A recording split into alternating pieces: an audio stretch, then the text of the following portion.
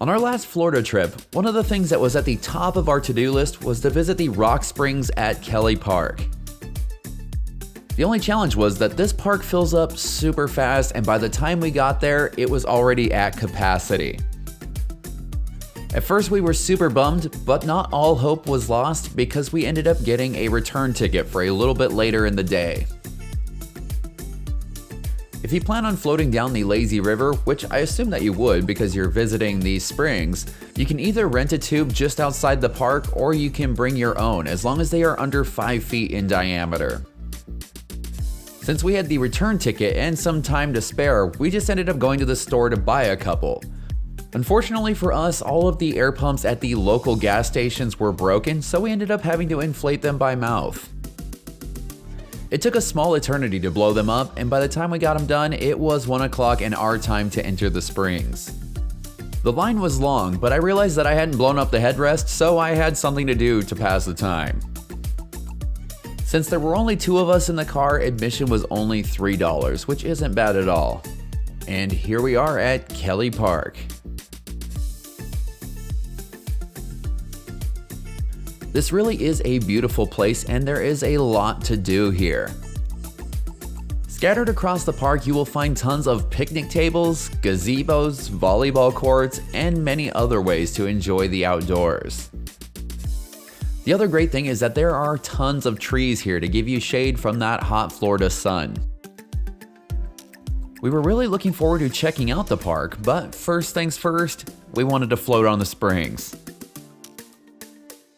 Even though this tube float only lasts about 30 minutes, it feels like it teleports you to a whole nother world. With its crystal clear water and its towering tropical plants on both sides, this place truly is paradise. You can start your float on the same side of the bridge where the head springs are located. This is a little bit more crowded and there are some rocks that make things a little bit on the shallow side. Or the other option is you can drop in on the other side of the bridge, which is what we ended up doing. Here you'll find a nice little step that'll get you right into the water. After topping off my tube one last time, we were ready to go. Since this is Florida, there may be one thought crossing your mind, and that is, are there alligators in the springs? Well, like in any body of water in Florida, there is a chance of alligators visiting the springs. That being said, they are not very common and they don't usually cause any problems. Alligators are not very social animals and so they don't typically want to be where there are crowds of people. If you do happen to see one here, be sure to notify the staff and they will take the appropriate actions. The water here is usually between 68 and 72 degrees year-round, so it is really pleasant. You will be traveling 3/4 of a mile downriver, and you can do the tube ride as many times as you want. Well, usually. We'll get into that in just a second. If you enjoy fun facts as much as I do, here are 2 that might win you some money on Jeopardy at some point. Rock Springs has a very impressive flow and cranks out about 26,000 gallons of water per minute. And if you're wondering where Kelly Park got its name from, all of this property was originally owned by a doctor named Howard Kelly. In 1927, he donated the park to the state for public use and wildlife preservation. At the end of the tube run, you'll come to this large pool. You can either just hang out in the water here, lay out a towel on the grass surrounding the pool, or you can head back up to the head springs and do it again, which is what we had planned on doing.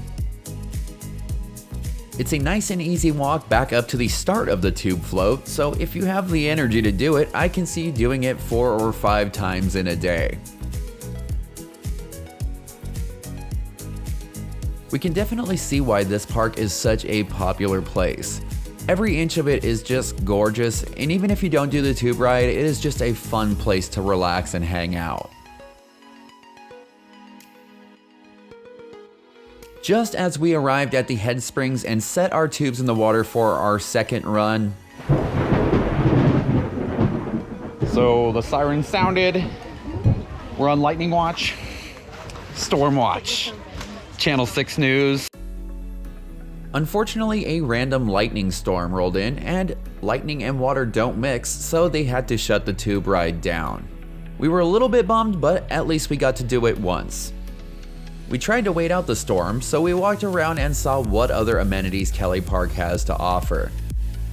It really is too bad that we live on the opposite side of the country, because this looks like a great place to just come on the weekends and hang out with your friends. We also saw the Kelly Park Loop Trail, which we would like to come back and do. We started it, but then the heavy rain started coming down and we ran back to the car for cover. Unfortunately, our day at Kelly Park had been cut short, but that did not change our opinion that this is a fantastic place to visit the next time you're in the area. If you enjoyed this video, be sure to subscribe because we're going to be featuring a lot more Florida Springs in upcoming videos. And for all the information about Kelly Park, Rock Springs, more Florida Springs, and awesome adventures, head on over to 𝐿𝐻𝐴DVENTURELIFE.com.